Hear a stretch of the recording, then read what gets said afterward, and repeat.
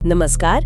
आज हम खान सर के विचारों की दुनिया में जरा गहराई से उतर रहे हैं। समझने की कोशिश करेंगे कि उनके हिसाब से भारत और खास तौर पर बिहार तरक्की की राह पर कैसे तेजी से बढ़ सकता है। और ये सारी बातें जो हैं ये उनके पब्लिक लेक्चर्स, उनके इंटरव्यूज और जो वो पढ़ाते हैं उसी पर आधारित है। तो खान सर फैजल खान जिनका असली नाम है, पटना वाले मशहूर टीचर। उनका चैनल है खान जीएस रिसर्च सेंटर, जो करोड़ों लोग देखते हैं। वो मुश्किल से मुश्किल टॉपिक को भी एकदम आसान बना देते हैं। तो आज की बातचीत का हमारा मिशन है खान सर के वो खास आइडियाज पकड़ना जो भारत और बिहार के विकास से जुड़े हैं। तो चलिए शुरू करते हैं। सबसे पहले शिक्षा की बात करते हैं। खान सर सिर्फ किताबी पढ़ाई की बात नहीं करते।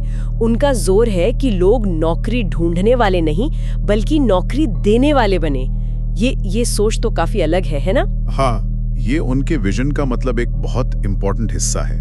वो सिर्फ डिग्री नहीं, हुनर, स्किल बेस्ड एजुकेशन की तरफदारी करते हैं। और ये भी कहते हैं कि स्कूल लेवल से ही, खासकर गांवों में, बच्चों को प्रैक्टिकल ट्रेनिंग मिलनी चाहिए। अच्छा। और दिलचस्प बात यह है कि वो मानते हैं कि अच्छी पढ़ाई या तो सस्ती हो या फिर बिल्कुल मुफ्त, जैसे वो खुद भी कर रहे हैं, बहुत कम फीस लेकर। उनका फंडा क्लियर है, ज्ञान जो है वो सब तक पहुंचे। अच्छा, और ये जो आजकल युवाओं की इतनी बात होती है, उनके लिए क्या कहते हैं खान सर? युवाओं के लिए तो उनका मैसेज एकदम सीधा है भाई। खुद को बेहतर बनाओ, कॉम्पिटिटिव एग्जाम की तैयारी करो या फिर अपना कुछ शुरू करो, उद्यमी बनो। वो मानते हैं कि भारत की असली पावर तो यहाँ के नौजवान ही हैं, बस उन्हें सही गाइडेंस मिल जाए। हाँ, वो तो है। और वो ये भी कहते हैं कि सिर्फ सिस्टम को कोसने से कुछ नहीं होगा। सरकारी नौकरियों में जाओ और सिस्टम के अंदर से सुधार लाओ। ये बात तो सोचने वाली है, सिस्टम में घुसकर बदलाव लाना।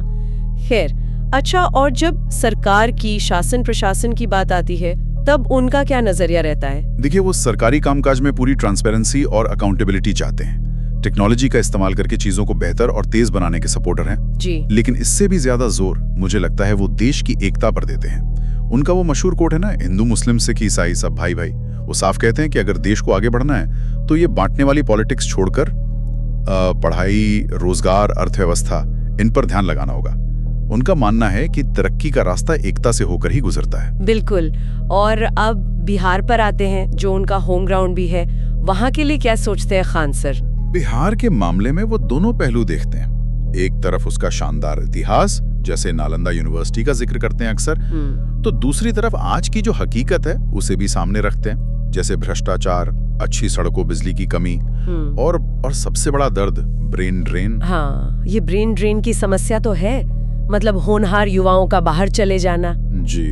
तो क्या वो सिर्फ समस्याएं ही गिनाते हैं या कोई हल भी बताते हैं, खासकर बिहार जैसे राज्य के लिए जहां चुनौतियां काफी ज्यादा हैं? नहीं, वो हल पर भी फोकस करते हैं। जैसे खेती को लेकर उनका कहना है कि भाई मॉडर्न तकनीक अपनाओ, छोटे किसानों की मदद करो और फसल बर्बाद ना हो, इसके लिए कोल्ड स्टोरेज और फूड प्रोसेसिंग यूनिट्स लगाओ।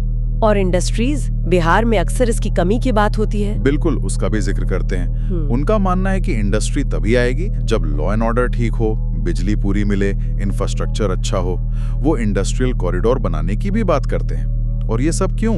ताकि युवाओं को बाहर न जाना पड़े। अच्छा, यानी पलायन रोकने पर भी उनका बहुत जोर है। हाँ, बहुत ज्यादा। वो कहते हैं कि लोकल लेवल पर ही रोजगार और छोटे मोटे बिजनेस को बढ़ावा देना होगा, ताकि युवा बिहार में रहकर ही काम करें और वहीं की इकोनॉमी को मजबूत बनाएं। उनका मानना है कि पलायन सिर्फ मजबूरी नहीं, बल्कि उम्मीदों और मौकों के बीच का जो गैप है ना, उसे भरना होगा।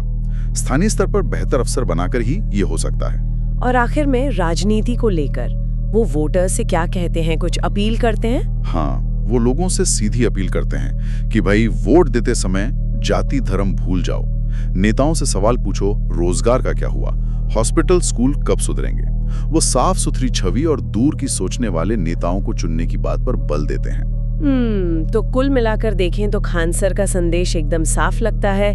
भारत और बिहार तभी आगे बढ़ेंगे जब पढ़ाई को अहमियत मिलेगी, युवाओं के हाथ में हुनर होगा और समाज बांटने वाली बातों से ऊपर उठेगा। सही कहा। उनकी बातों में एक जमीनी समझ और देश के लिए एक बड़ा सपना, वो दोनों चीजें नजर आती हैं। यहाँ पर एक सोचने वाली बात ये उठती है कि खान सर के ये जो विचार हैं, सुनने में तो बहुत अच्छे लगते हैं, प्रैक्टिकल भी लगते हैं, लेकिन इन्हें असलियत में मतलब जमीन पर उतारने में सबसे बड़ी रुकावटें क्या आ सकती हैं? और शायद इन रुकावटों को दूर करने में हम जैसे आम लोगों का क्या रोल हो सकता है?